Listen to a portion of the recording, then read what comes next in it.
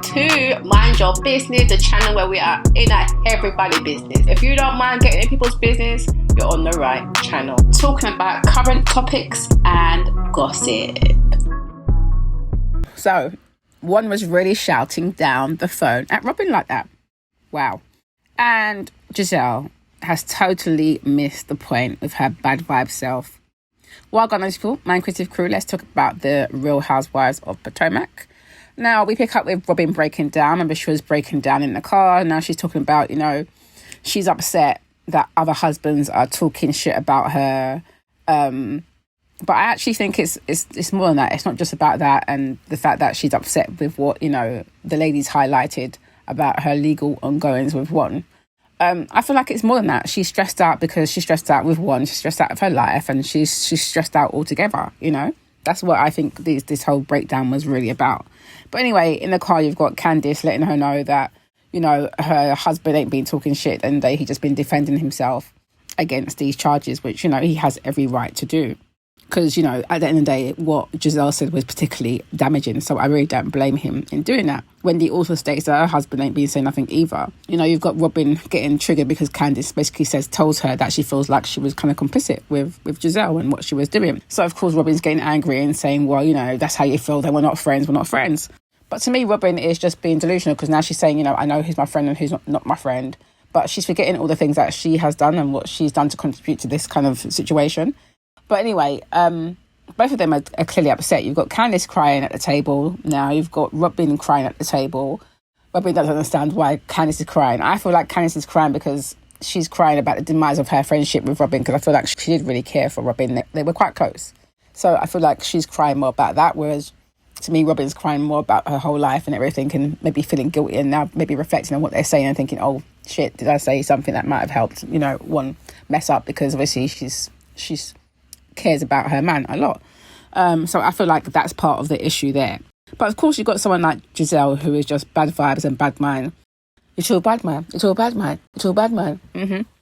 That's her, right? She is something else. That song always springs to mind again for this person too on this show, okay? If you see my Bell Collective video, then you'll know what I'm talking about. But no, Gizelle is very bad vibes and bad mind. So of course she's at the table, worried about Robyn and asking has Candice apologized and calling her an enemy and she's not a friend. And it's just like you're just quick to go in and just try and blame people rather than just checking your friend. Just ask Robyn, are you okay? Do you want to take her outside? Like, tend to your friend and just mind your business. She doesn't like to do that. And then you've got Mia, who's also adding to it, saying, oh, well, she's making it about her. She's crying, making it about her. But no, Candice and Robyn, I feel like they had a real friendship. So I feel like she's crying about that more so than anything. And we all know that Candice can cry at the top of her hat because she's just emotional. But I feel like in this case, she was crying about the friendship.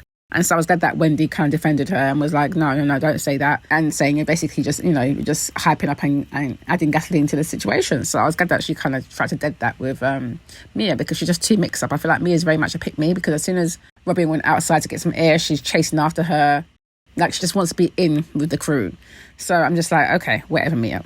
But the difference is, which made me laugh, was, you've got Gizelle who also goes outside not long after Mia to go and check in on Robyn. Well, she hardly does because Robyn's sitting on the curb. I was like, what is this? Is this like the scene they created? Like, sit on the curb and look distraught. Is this what you was going for? Because I don't understand.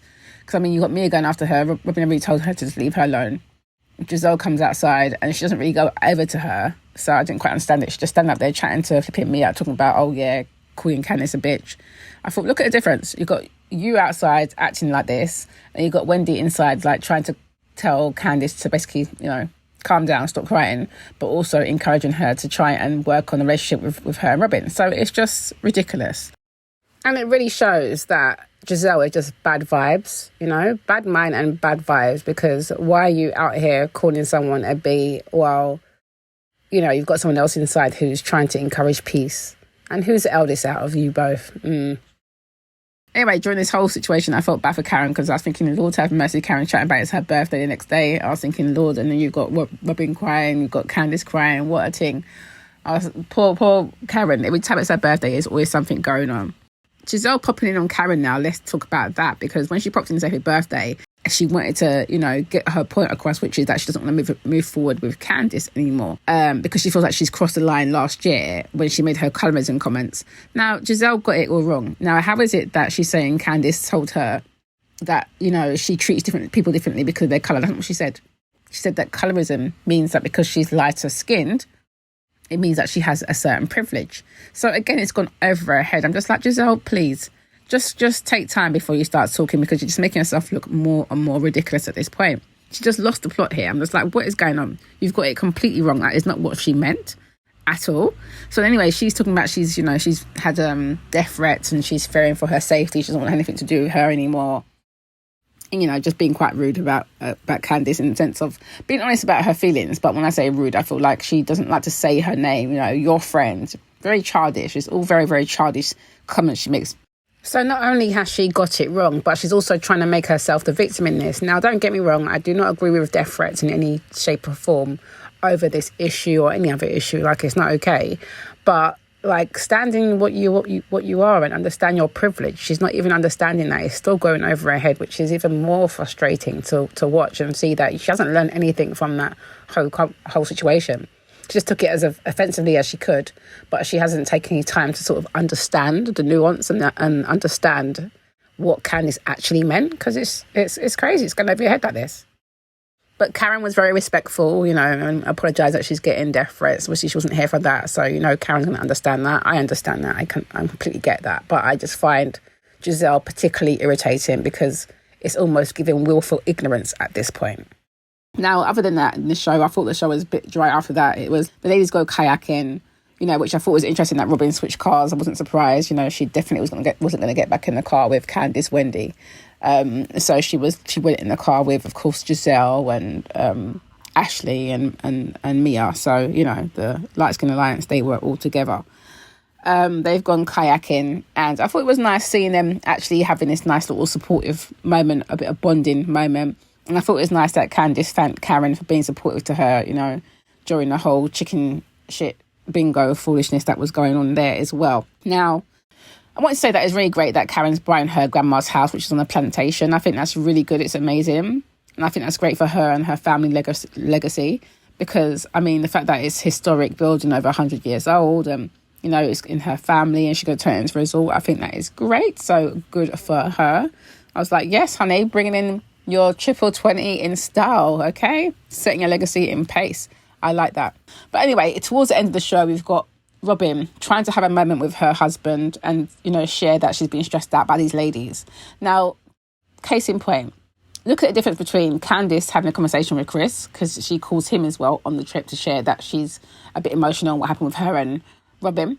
And then you put in this scene here with Robyn and Juan on the phone, and the man is just compassionless. I was just like, Lord have mercy.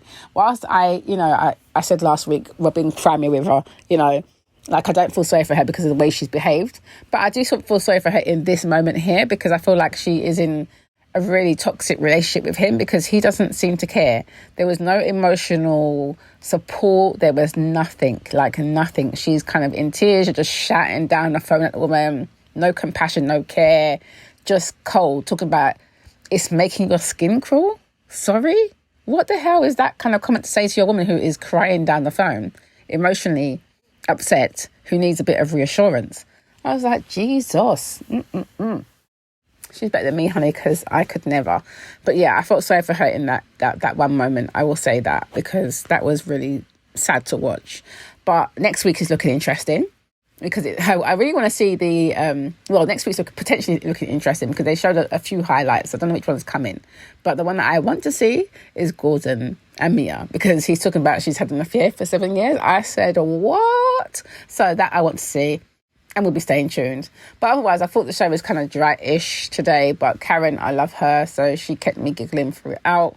But yeah, I feel like it was more like friendship woes than anything as usual. And of course, Robyn having her own little breakdown. But anyway, what did you guys think? Let me know your thoughts below.